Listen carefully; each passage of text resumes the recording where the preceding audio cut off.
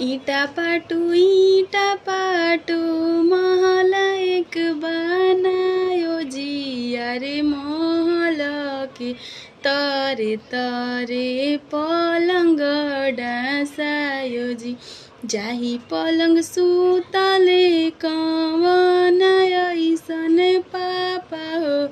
अरे जबरे कवन यामा बेनिया डोला।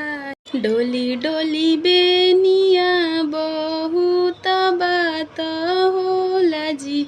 अरे काई काई देबो स्वामी बेटी के दहेज जी।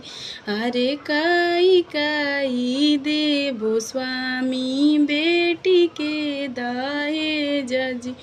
हाथी देबो घोड़ा देबो रुपया बहुत जी।